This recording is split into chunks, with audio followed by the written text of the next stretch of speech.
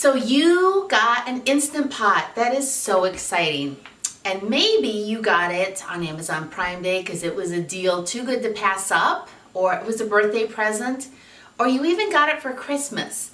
But the problem is, you still have it sitting in the box. You haven't even opened it because Instant Pot, pressure cooker, it's kind of scary. So today we are going to demystify this together, and we're going to open it up and make it so that you can start to use your Instant Pot and fall in love with your Instant Pot. So the first thing that you're going to want to do, obviously, is just open up the big box that it came in. So we're going to do this, and inside is, voila, another box.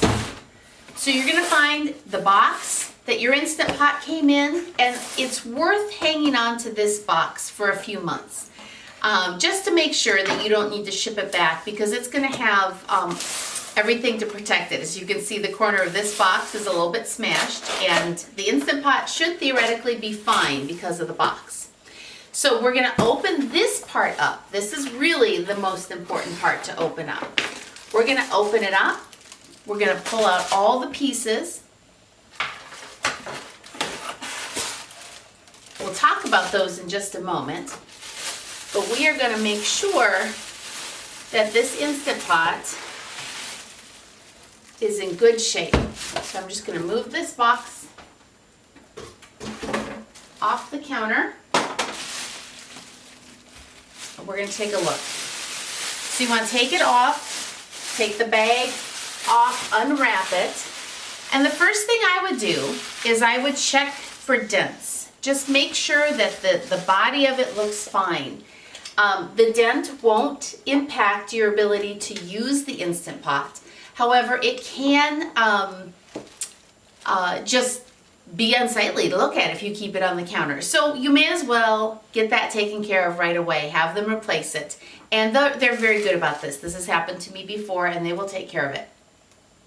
So check and see. And in this case, you'll see there are no dents. So we're going to go ahead and take off the plastic. There's some other pieces that need to be taken off. Twist the lid, pull it up, and you're going to find inside that you have a whole lot of other parts. You're going to find a little bag like this that has a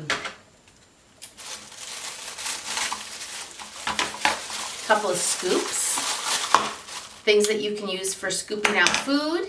I'll show you later what this little notch is helpful for. A measuring cup for when you do rice, and this little thingy. We'll talk about that in a moment. It should come with a trivet of some sort, and this is the kind I like that has the handles because it makes it very easy to lift your food out. I gotta loosen this one up a little bit.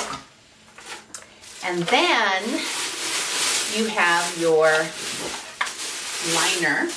And below that, you're going to find another orange piece of paper that you're going to take out. So once you have all of your pieces of paper removed, all the warning labels and extra bags, you have the parts that you need. So you have your Instant Pot itself. This is the heating element. You have the liner to the pot. This is important to understand the distinction because you never want to put food in here or liquid in here. It can ruin it. You only want to put it in the liner. You have your lid, which is what will go on to seal it. You've got your valve, your pressure valve. We'll talk about that. Your trivet, your scoops. This is going to catch the condensation that drips off. So you're going to slide this on in the back. It's important to have that on so that it catches condensation as it rolls down. And then the most important piece is your power cord. So we're going to go ahead and plug this in, and then we will talk about what some of the buttons are and how we can test to make sure that your Instant Pot is working properly. So you'll find the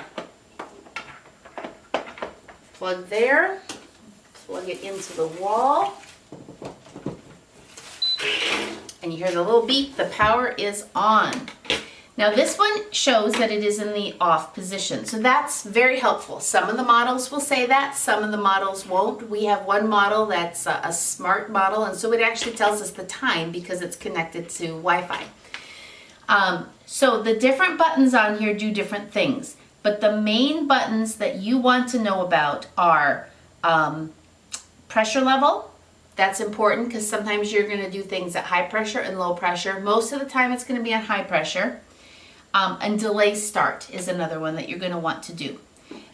This one has an actual pressure cook button. Sometimes it will say manual. So you'll want to look at your user guide just to find out what your specific model shows. But if you only understand delay start, pressure modes, and the pressure cook or manual button, you can do a bazillion things with this. That's all you need to know. So we're going to start out by actually testing this Instant Pot. So we're going to put 2 to 3 cups of water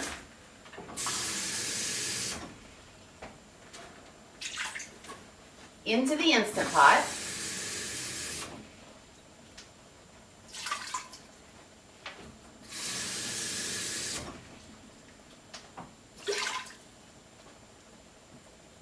We're going to put the lid on. So you're going to put the lid on it and you're going to turn it. And it usually has some music that lets you know when it's in place. Now one of the things I want to show you is that your lid will show a sealing position and a venting position. You want to look at the words on your lid to make sure. So we're going to put the lid on tightly and we're going to turn this to the sealed position. And then what we're going to do is we're going to turn on the pressure cooker. But we don't need, it popped up to 35 minutes, we don't need to go that long. We're going to go for 2 minutes on this water test. And the point of this water test is to make sure that everything is sealed properly, it comes to pressure properly, and that it's functioning properly. And when this is all done, as long as it does what it's supposed to do, then you're good to go with cooking your first meal in the Instant Pot. So it's going to take about 10 to 15 minutes to come to pressure. It's going to make some noise.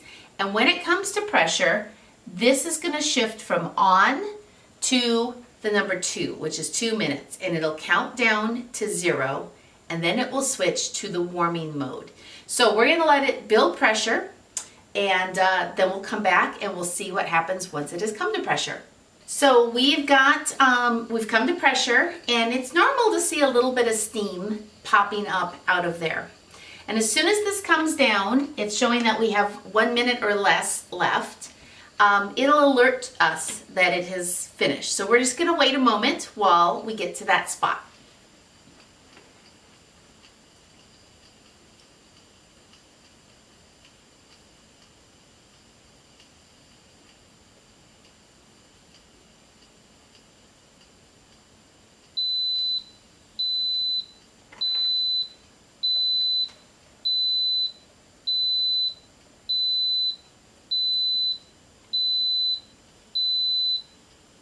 Ten beeps is what this one does when it has come to pressure.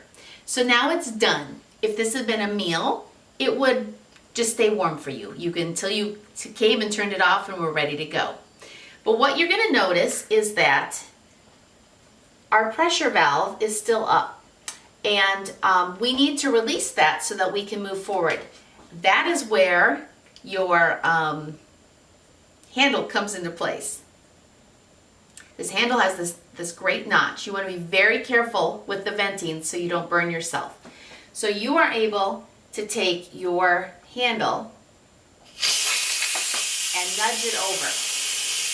And then you're going to see all the pressure is being released. Now you don't want to do this under a cabinet.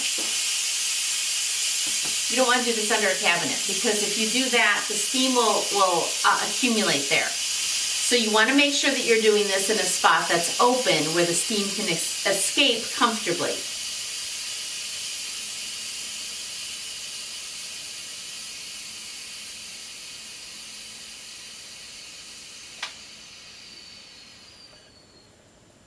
Now the steam came shooting out. You want to be very careful that you don't have your hand or arm over there or you will get burned. That's not safe. And so that's why we use the end of our ladle here to pull it over. This hole is designed to fit into the notch so that you can direct this to venting or to close to seal it. So you want to wait until it's completely done and then the button will drop.